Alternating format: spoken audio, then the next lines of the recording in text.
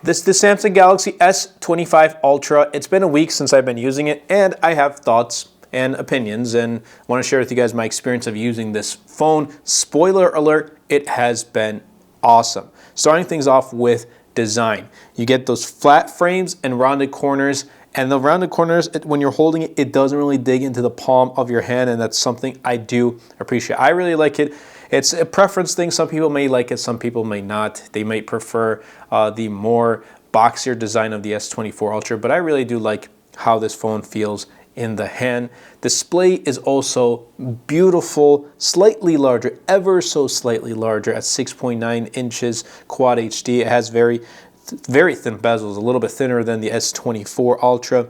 It still has that 120 Hz display, still has peak brightness of 2600 nits, and it still has the anti-reflective coating display. It still has a phenomenal display, I'll put it that way. And content consumption on this has been great. Watching lots of YouTube videos, using it for Threads, for TikTok, for Flip, which is a new app I've been using, posting videos there, for X, obviously texting on WhatsApp and regular Messenger and messages, using it for Google Chrome, emailing, and all that stuff. Display quality is phenomenal. The S Pen is a design of the phone, and with the removal of Bluetooth with the S Pen, you know, I personally don't mind. I don't care. I wasn't using those air gestures or air commands or anything like that. So removing it is not a huge concern for me, but for some it may. I just don't really care. The only time I'm using S Pen is if I need to sign a document. You know, it's nice to have, and it's nice to know that, like, in the back of your head, you know there's an S Pen there. You may need it, you may use it one day, but for majority, you're not using it. So removing that feature doesn't really matter to me. Does it look good on Samsung's end? Probably not, but for me, I don't really care too much. So before I move on, I want to talk about some of my favorite products from ESR who happen to be sponsoring a portion of this video. First is the ESR Halo Lock Classic Hybrid Case for the Samsung Galaxy S25 Ultra, and this is also available for the S25 Plus and S25. And the first thing is the strong magnetic lock, and you're going to notice it, especially when you use a MagSafe accessory like a wallet or you have a MagSafe charger. It is very, very powerful. Not only that, it has 11 feet drop protection. I'm not going to be dropping it 11 feet, but it has that if that ever happens to come into fruition, and I hope it doesn't.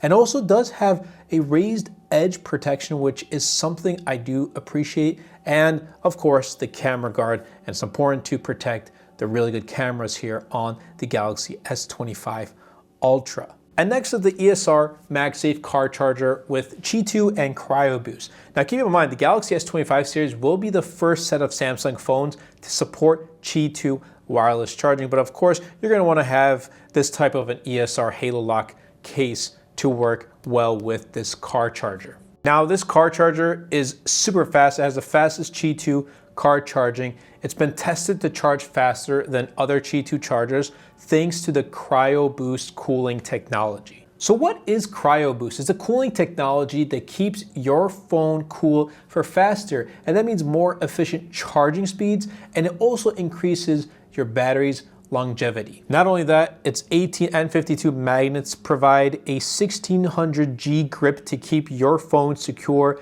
even on bumpy roads, and I'm telling you, it is super strong. It also can easily clip to an air vent or mount securely on your dashboard, which is the way that I have it set up in the Honda Accord. I'll be leaving links in the description down below for both of these products, but these are products that I use on the daily. So again, huge shout out and huge thank you to ESR for sponsoring a portion of this video.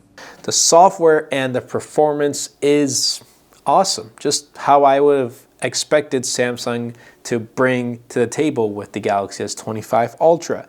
Still has 12 gigs of RAM, which I kind of wish it was a little bit more, and that's only because, like, this is an Ultra phone. I think an Ultra should have the best of the best specs. Don't get me wrong, this is still a powerful phone, but when you have Ultra, I feel like you should live up to that name in a sense, and maybe the S25 Ultra isn't really living up by having the best specs.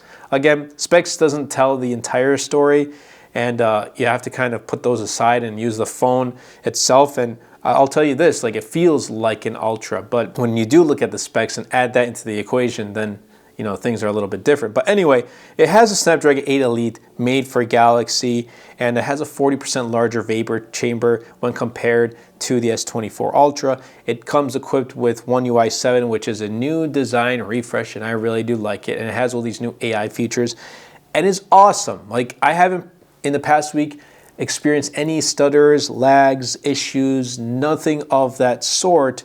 And it's been great, and I can easily recommend this. However, One UI 7 is going to come to the Galaxy S24 series and the S23 series, which means those AI features are also going to trickle down into those devices. And I'll be honest here, like, I don't really use those AI features too. There is the Now Brief right here, which is I like it, but it's not the most useful. Like, it just tells me the weather and gives me like one piece of news article.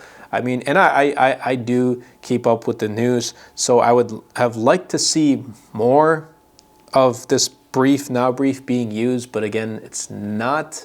So maybe like integrate more like other third-party apps into it. That would be pretty nice, but it's a cool concept. It just isn't 100% there in my opinion. Everything else about this device and the performance has been good. Like, I've been playing lots of Call of Duty, and it performs great. No problems, no issues whatsoever. And over time, it's going to perform well too. The S24 Ultra last year had not given me any problems or issues whatsoever. So it's same to expect from the S25 Ultra. The cameras are great, but there is one concern that I have with the cameras. Now, again, 200 megapixel main, you're getting a 50 megapixel 5x periscope, a 50 megapixel new ultra wide camera, which I am all for, and a 10 megapixel 3x telephoto rear camera. Shutter lag, that's my problem. Shutter lag is still present. If you want to take photos of moving objects, like if you have a dog, if you have a cat, whatever it is, or if you have any sort of pet, if you are taking pictures of like your kids and they're running around or whatever it is, good luck. Or if you're taking pictures of other moving objects, good luck. It's not going to be the greatest. But if you're taking pictures of stills, that's perfectly fine. I kind of wish Samsung fixed the shutter lag. It's still present, which is not great. And there is a new feature, log video. And while it's cool to have log video recording here, I don't think, other than those who produce content, is really going to care. Like, the average consumer is probably not going to care about it. And I like it. I like that it's there, and I will be trying it out. I will be using it. But for the average consumer, I don't really think that's going to happen. Now, it's present on iPhone, and those who use that feature on the iPhone, they're producing content. So again, I think it's more directed towards those who are interested in making content. But again, if you do pick this up for making content, using it for, you know, its camera quality, photos and videos, it's going to be a stellar phone. The battery has been awesome. Even though we didn't get any upgrades, like it's spec-wise, we still have the same 5,000 milliamp hour battery, still have same 45 watts wired charging, still performs like a champ easily. If you're a heavy user, easily lasts you a day, no problems whatsoever. I'm getting 6.5, 7 hours plus screen on time. The standby time is also very good. I've had no issues in standby time too. I'll wake up with like 2% lost overnight, which is a huge thing.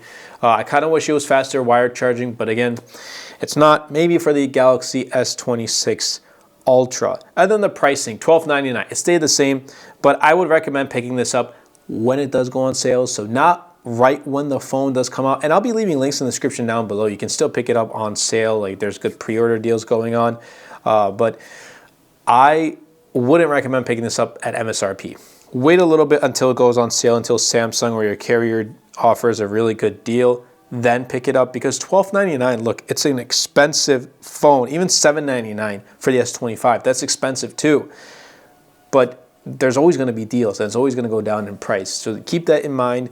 Don't pick it up right away. If you are interested in picking it up, wait just a little bit until it does go on sale. Give it like a month, 2 months, and it'll start to go on sale. And then you can pick it up. You'll probably find it for like $9.99. Who knows? You may find it for like $300 off. I've seen it before with the S24 Ultra. We might get it this year with the S25 Ultra. But overall, it's been an awesome phone. And here's what I have to kind of say, wrapping things up. all around, it performs very good in each department. It doesn't perform top notch in every department, but you can rely on it in every single department. Like, it has very good cameras. It has very good battery life. I still have to test whatever phones are coming out the rest of this year to see if this is still, like, for me at least, battery king of 2025, which right now it is. It's pretty much on par with the OnePlus 13. Display, it has a phenomenal display. Software and performance, like, it has great performance. I like One UI 7. I like the software on here. But is it the best at all of these? No, it's not. And I think, like Marquez said, the tables have turned and there are other options. And I hope next year with the Galaxy S26 Ultra, Samsung does kind of look at the numbers too, look at the specs, really truly make this Ultra, put in the best of the best.